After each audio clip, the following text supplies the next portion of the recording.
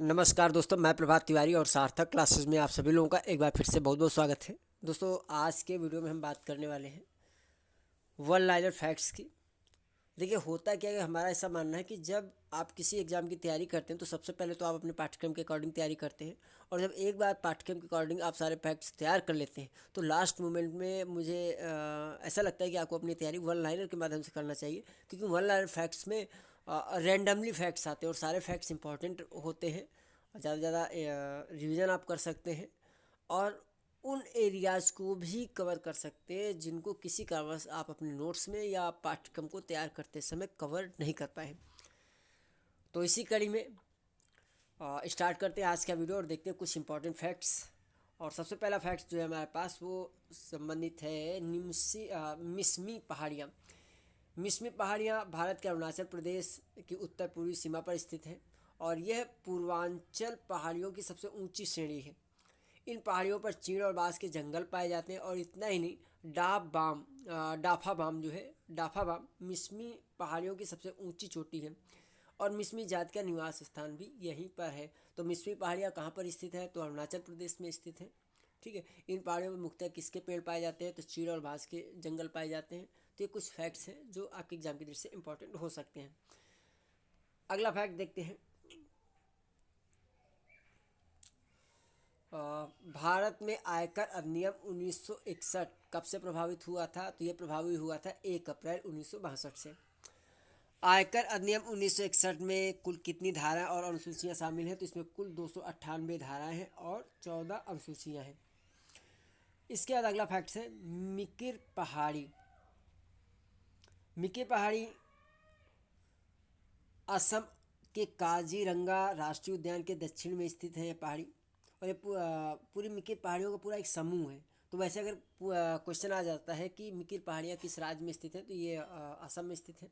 ठीक है, और ये कार्बी आंगलोंग पठार का हिस्सा है। तो एक प्रश्न ये भी बन जाता है यहाँ से कि कार्बी आंगलोंग पठार जो है किस राज्य में स्थित है? तो ये असम राज्य में स्थित है। किस पहाड़ी के निकट स्थित है या कौन सी पहाड़ी इस पठार के पास स्थित है? तो मिकिर पहाड़ी स्थित है। 1987 में यूनेस्को द्वारा एलिफेंटा गुफाओं को विश्व धरोहर घोषित किया गया था। तो किस वर्ष एलिफेंटा गुफाओं को विश्व धरोहर घोषित किया गया था यूनेस्को के द्वारा? तो 1987 में 1987 में। अगला फैक्ट्स, भारत का पहला राज्य कृषि विश्वविद्यालय जैसा आप लोग जानते हैं कि जीबी पंत कृषि और प्रौद्योगिकी विश्वविद्यालय पंतनगर उत्तराखंड में स्थित है और इसकी स्थापना की अगर बात की जाए तो 17 नवंबर 1960 में इसको स्थापित किया गया था। यहाँ एक क्वेश्चन और बनता है जो आप लोग कमेंट कीजिएगा कि वर्तमान में भारत में कुल कितने ऐसे कृषि विश्वविद्यालय हैं, इनकी संख्या कितनी है? तो आप कमेंट कीजिए अगर आपको जानकारी है। अगला प्रश्न है, अगला फैक्ट है एलिफेंटा गुफाएं जो है शैव धर्म से संबंधित हैं। ये प्रश्न अक्सर पूछ लिया जाता है कि जो एलिफेंटा गुफाएं हैं वह किस धर्म से संबंधित हैं? तो एलिफेंटा की गुफाएं शैव धर्म से संबंधित हैं। आगे बढ़ते हैं। रेस RAISE इसका फुल फॉर्म क्या है? तो responsible AI for social empowerment, यानी सामाजिक सशक्तिकरण के लिए उत्तरदायी कृत्रिम बुद्धिमत्ता, फुल फॉर्म पूछा जा सकता है। एलिफेंटा की गुफाओं में भगवान शंकर की लीलाओं का चित्रांकन किया गया है। एलिफेंटा में कुल कितनी गुफाएं हैं? तो एलिफेंटा में कुल 7 गुफाएं हैं, जिनमें से 5 गुफाएं हिंदू और 2 गुफाएं बौद्ध धर्म से संबंधित हैं। एलिफेंटा में कुल कितनी गुफाएं? 7 गुफाएं हैं, इनमें से 5 गुफाएं हिंदू धर्म से संबंधित हैं, जबकि 2 जो गुफाएं हैं वो बौद्ध धर्म से संबंधित हैं। तो मुख्यतः एलिफेंट की गुफाएं 2 ही धर्म से संबंधित है, एक हिंदू धर्म, दूसरा बौद्ध धर्म। अगला फैक्ट देखते हैं। अजात शत्रु के शासनकाल के 8वें वर्ष में बुद्ध को निर्वाण प्राप्त हुआ था। देखिए, सारे फैक्ट्स किसी न किसी एग्जाम में पूछे गए हैं और आपके एग्जाम की दृष्टि से इम्पोर्टेंट भी हो सकते हैं। तो इस तरीके से इनका संकलन किया गया। तो अजात शत्रु के शासनकाल के 8वें वर्ष में बुद्ध को निर्वाण प्राप्त हुआ था। अगला फैक्ट है डाफला पहाड़ियाँ। डाफला पहाड़ियाँ पूर्वोत्तर भारत में असम और अरुणाचल प्रदेश राज्यों की सीमा के पश्चिमी भाग पर स्थित एक पहाड़ी श्रृंखला है। तो मुख्यतः ये देखिए दो राज्यों को डाफला पहाड़ियाँ जो है से संबंधित है, पहला असम और दूसरा अरुणाचल प्रदेश। यूजीसी के प्रथम अध्यक्ष कौन थे, जैसा आप लोग मालूम है, डॉक्टर शांत स्वरूप भटनागर, और इनका जो कार्यकाल था वो 1953 से 1955 था, 2 वर्ष के लिए था। कॉप का क्या अर्थ है, देखिए कॉप अक्सर जब आप अखबार पढ़ते होंगे तो लिखा हुआ आता है। तो कॉप का जो फुल फॉर्म है वो है कॉन्फ्रेंस ऑफ द पार्टीज, और यह सम्मेलन में उन देशों द्वारा भाग लिया जाएगा जिन्होंने जलवायु परिवर्तन पर संयुक्त राष्ट्र फ्रेमवर्क कन्वेंशन यानी UNFCCC पर हस्ताक्षर किए थे, जो 1994 में लागू हुई थी। यानी देखिए ये अगर पूछ लिया जाए क्वेश्चन कि संयुक्त राष्ट्र फ्रेमवर्क कन्वेंशन कब लागू हुआ था, तो ये 1994 में लागू हुआ था। और देखिए वन लाइनर से आप तैयारी कर रहे हैं, अगर आप क्वेश्चन की प्रैक्टिस करना चाहते हैं तो आप जो हमारा टेलीग्राम ग्रुप है जो कि पूर्णतः निःशुल्क है, उसमें भी जुड़ के आप अच्छे से अच्छे प्रश्नों की बेहतरीन तरीके से प्रैक्टिस कर सकते हैं। और ये लिंक आपको कैसे मिलेगा, तो सिंपल है, अगर आप हमारे व्हाट्सअप नंबर 9506543831 पर हमें व्हाट्सअप करते हैं तो हमारे जितने भी इंपॉर्टेंट लिंक हैं वो सारे आपको मिल जाते हैं, और उसके माध्यम से आप टेलीग्राम में जुड़ सकते हैं और अपनी तैयारी को फ्री ऑफ कॉस्ट निःशुल्क रूप से जारी रख सकते हैं। आगे बढ़ते हैं, किस घटना के दौरान बाल गंगाधर तिलक को लोकमान्य का उपनाम दिया गया था। जैसा आप लोग जानते हैं कि लोकमान्य उपनाम जो है बाल गंगाधर तिलक जी का है, लेकिन किस आंदोलन के दौरान उनको यह उपनाम मिला था, तो वो आंदोलन है होम रूल आंदोलन। अगला फैक्ट, फ्री इंडिया लीजन नामक सेना सुभाष चंद्र बोस द्वारा द्वितीय विश्व युद्ध के दौरान तैयार की गई थी। दादा भाई नौरोजी को grand old man of the India के नाम से भी जाना जाता है। अगला फैक्ट है इलायची पहाड़ियाँ। इलायची पहाड़ियाँ जिन्हें हम एला माला के नाम से भी जानते हैं, ये दक्षिण भारत की पर्वत श्रृंखला और भारत के केरल के इडुक्की जिले में स्थित दक्षिण पश्चिमी घाट का हिस्सा है। इलायची पहाड़ियों की औसत ऊंचाई की अगर बात करें तो इनकी औसत ऊंचाई है 2637 मीटर के लगभग, और अनाईमुडी इलायची पहाड़ियों की सबसे ऊंची चोटी है। अक्सर प्रश्न भी पूछा जाता है कि इलायची पहाड़ियों की कौन सी चोटी सबसे ऊंची चोटी है, तो अनाईमुडी जो है इलायची पहाड़ियों की सबसे ऊंची चोटी है। अनाईमुडी चोटी वह स्थान है जहां इलायची, अनाईमलाई और पलानी पहाड़ियां मिलती हैं। पेरियार वन्यजीव अभयारण्य इलायची पहाड़ियों के केंद्र में स्थित है, और पश्चिमी घाट और पेरियार उप समूह सहित यह क्षेत्र यूनेस्को विश्व धरोहर के स्थलों में भी शामिल है। तो एक क्वेश्चन ये भी देखिए काफ़ी इंपॉर्टेंट बन जाता है कि निम्नलिखित में से कौन सा वन्यजीव अभयारण्य इलायची पहाड़ियों के केंद्र में स्थित है, तो पेरियार वन्यजीव अभयारण्य। अगला फैक्ट्स, 1857 के स्वतंत्रता आंदोलन में महत्वपूर्ण भूमिका निभाने वाले मंगल पांडे जो है 34वीं बंगाल नेटिव इन्फैंट्री की 6वीं कंपनी के एक सैनिक थे। यानी 34वीं बंगाल नेटिव इन्फैंट्री की जो 6वीं कंपनी थी उसके एक सैनिक थे। पागलपंथी अर्ध धार्मिक संप्रदाय था जिसे उत्तर बंगाल में कमर शाह द्वारा चलाया गया था। अगला फैक्ट है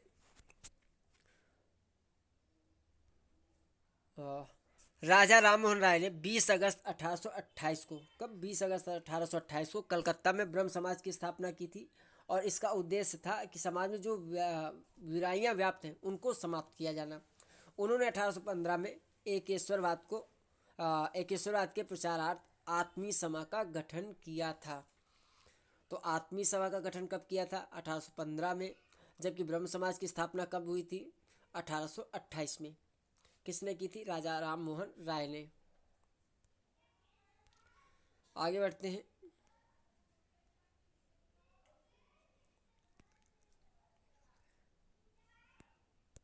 इसको देख लेते हैं।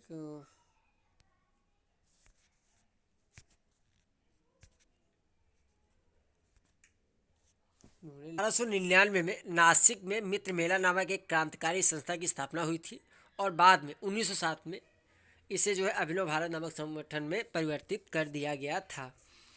तो अभिनव भारत नामक संगठन कब अस्तित्व में आया, 1907 में, और ये किससे संबंधित है, तो ये जो मित्र मेला नामक एक क्रांतिकारी संस्था थी जिसकी स्थापना 1899 में हुई थी उससे संबंधित है।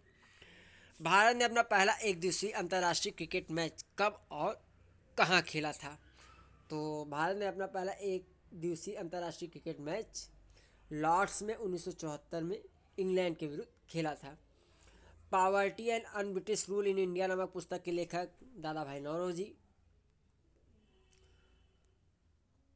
लाइफ हाई, तो लाइफ हाई की खोज 2011 में हेराल्ड हॉस, जो कि स्कॉटलैंड के एडिनबर्ग विश्वविद्यालय के प्रोफेसर थे, इनके द्वारा की गई थी। और लाइफ हाई दृश्य प्रकाश संचार वीएलसी पर आधारित होता है।